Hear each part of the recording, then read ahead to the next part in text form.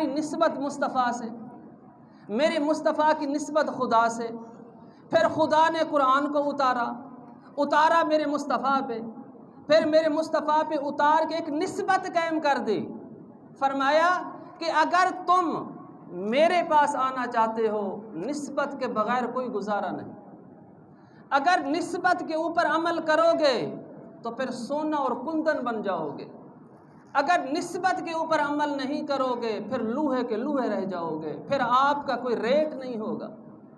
اب ایک سونا ہے، ایک کندن ہے، کندن کا اپنا ریٹ ہے، سونے کا اپنا ریٹ ہے، چاندی کا اپنا ریٹ ہے، لوہے کا اپنا ریٹ ہے۔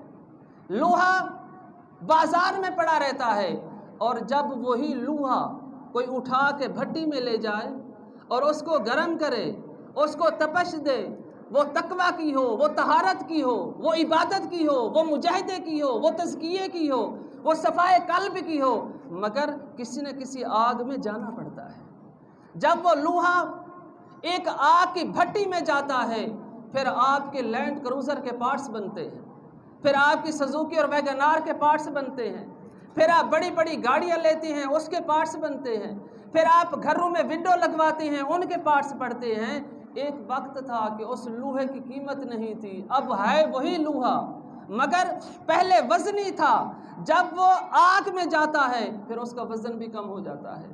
پہلے ایک موٹی چادر تھی، اس کی طرف کوئی دیکھتا نہیں تھا، 80 روپیز پر کے جی، 90 روپیز پر کے جی، مگر جب وہ لوہے کی مثال دے رہا ہوں، انسان تو بڑی بات ہے، اشرف المخلوقات ہے اور میرے محبوب کا امتی ہے، اگر وہ لوہا اس بھٹی میں چلا جائے، پہلے وہ لوہے کی چادر ہزاروں میں بکتی تھی، لیکن جب وہ بھٹی میں چلا پھر اس کا ٹکڑا کاٹتے ہیں وہ بھی لاکھوں میں بکتا ہے۔ تو سامعین و ناظرین، اس لوہے کی نسبت آگ سے ہوئی، آگ نے اس کو چمک دی، آگ نے اس کو وکھرا کر دیا، آگ نے اس کو اجالا کر دیا، آگ نے اس کو روشن کر دیا۔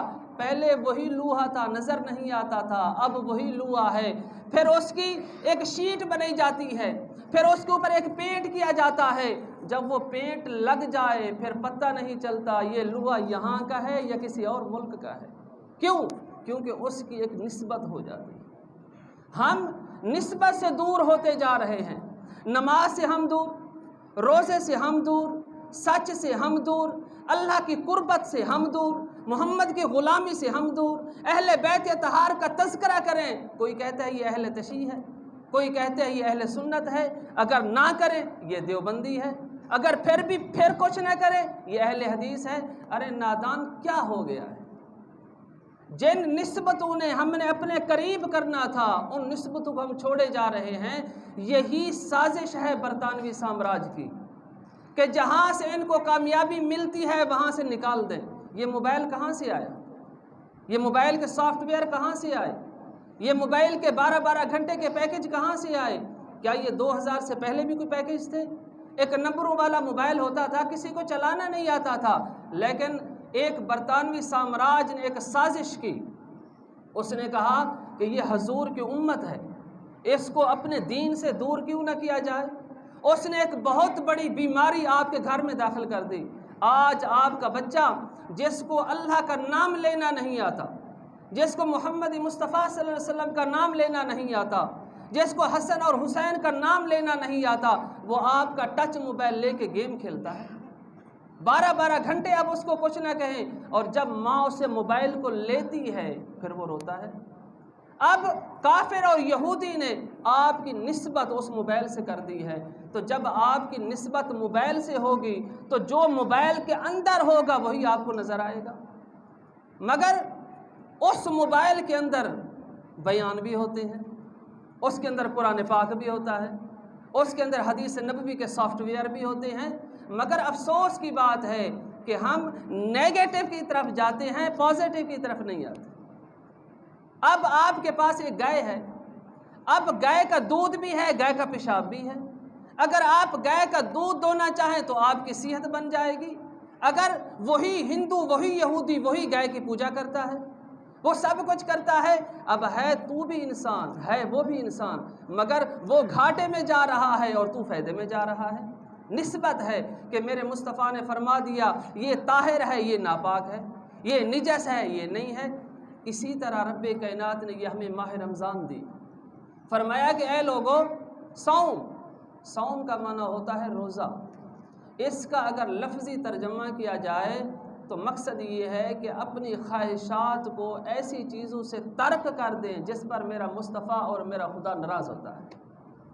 اب آپ کی نسبت ماہ رمضان سے ہوئی، جب آپ نے روزہ رکھا پھر آپ کی نسبت قرآن سے ہوئی، جب آپ کی نسبت قرآن سے ہوئی پھر آپ کی نسبت روزے سے ہوئی، پھر تراویح سے ہوئی۔ اب رب کائنات کی منشا دیکھیں، اب کچھ لوگ وہ بھی ہیں جن کو قرآن نہیں آتا، قرآن پاک پڑھے نہیں، اب رب کائنات نے ماہ رمضان دیا کیونکہ میرے مصطفیٰ کریم صلی اللہ علیہ وآلہ وسلم کا جو طریقہ تھا وہ یہی تھا کہ آپ دن کو روزہ رکھتے تھے اور رات کو قیام کرتے تھے اور صبح نماز تہجد پڑھتے تھے، اس کے بعد روزہ رکھتے تھے۔ مگر وہ لوگ بھی تو ہیں جن کو قرآن نہیں آتا، ان لوگوں کے لیے میرے مصطفیٰ نے تراویح کا اہتمام کیا کہ وہ تراویح میں جائیں۔ اگر ان کو قرآن پاک پڑھنا نہیں آتا، آگے امام تو کھڑا ہے نا، وہ قرآن پڑھے گا، اگر وہ پڑھ نہیں سکتے وہ سن تو سکتے ہیں نا، مگر کیوں؟ کیونکہ اس مہینے کے اندر قرآن پاک کا نزول ہوا ہے۔ لوگوں، جتنی نسبت مضبوط ہوگی اتنا درجات مضبوط ہوں گے، جب درجات مضبوط ہوں گے پھر منزل مضبوط ہوگی، جب منزل مضبوط